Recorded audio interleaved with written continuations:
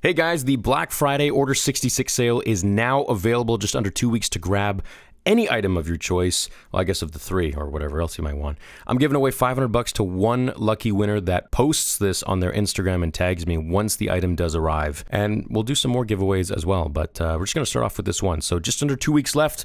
Go grab it. Link is in the description. Thanks so much for supporting the channel and Vader Episode 2. Have a great day and see you in the video. We would be honored if you would join us.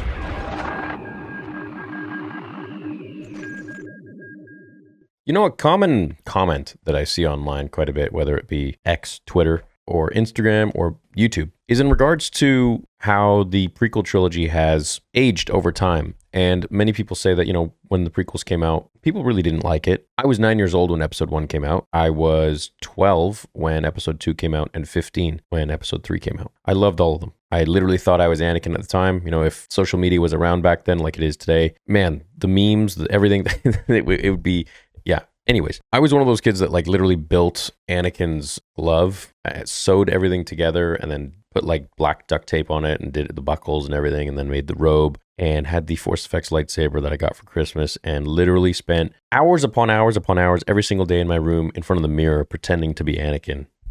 Delusional, but a huge fan. That was my youth. So yeah, you know, the prequels did definitely age over time nicely. I think a lot of the people who it was made for, which was a younger generation, but also telling the story of Anakin Skywalker linearly, congruently with the original trilogy, which, mind you, had a major tonal difference. I fully acknowledge that. And I can see why many people would be disillusioned with the prequel trilogy. But as we got older, the kids who really loved the prequels, now my age, I'm 33, loved the prequels. And my channel, I can say this confidently, was the only channel that talked about the prequel trilogy and Anakin Skywalker and Obi-Wan more than anyone else that I've seen on the internet. And now Anakin and Obi-Wan are, you know, the in thing. But back then when I started the channel, they weren't all that much. You know, it wasn't really super, people weren't really vocal about it, about the prequel trilogy. And I always stuck to my guns. I always had Anakin and Obi-Wan in the background and, you know, the cardboard cutouts. And I was very loyal to them because I really loved them. And that's always kind of been a staple of the channel. I talk about what I love, what I really appreciate. And the prequels is, of course, one of them. Now, the question is, will the sequel trilogy age just like the prequels did? And in my opinion,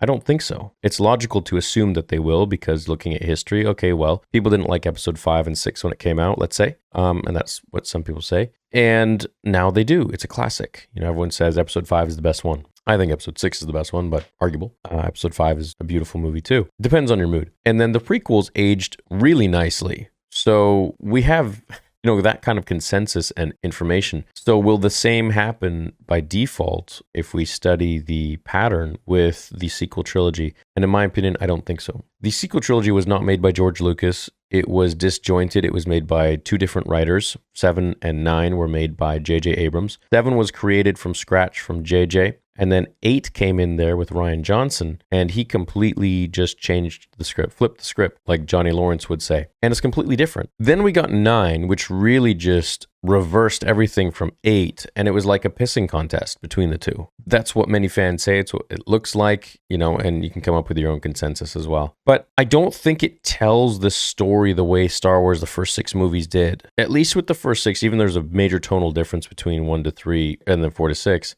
You know it's the same story. It's about Darth Vader. It's about Anakin Skywalker, the Jedi, the fall of the Jedi, the rise of the Empire, rise of the Sith, fall of the Sith, fall of the Empire. And you get that in the film. It's about the main character. Then the sequels really not only deviated from the main characters, right? It should have been about Luke Skywalker. It should have been about the legacy of the Skywalkers and continuing Luke's story, then transitioning and giving the baton off, handing the torch off to whoever else, Rey, whatever, whoever, Jason, Solo, whatever, whoever you want it to be. You know, Kira, which was what her name was supposed to be originally, Rey.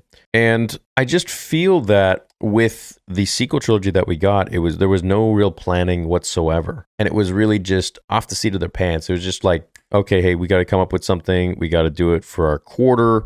For the Disney quarter, the fiscal year, and we got to get all our money in, blah, blah, blah. You can read this in Bob Iger's book.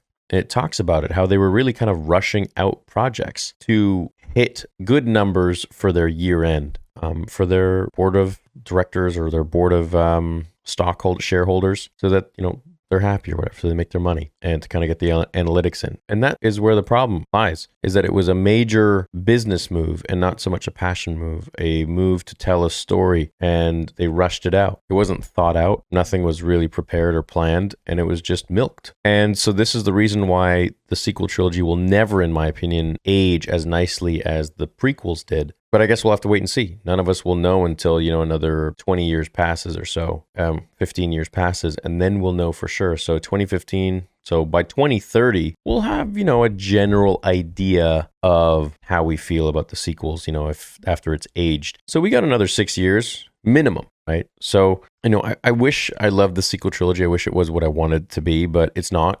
And I recognize that, and that's why I only see 1 to 6 as true Star Wars, in my opinion. But I just don't think it's going to really age as nicely as the prequel trilogy did. And maybe I'm wrong, but I guess we'll have to wait and see. And I want you guys to let me know what you think in the comments. Is it going to age as well, or are we doomed?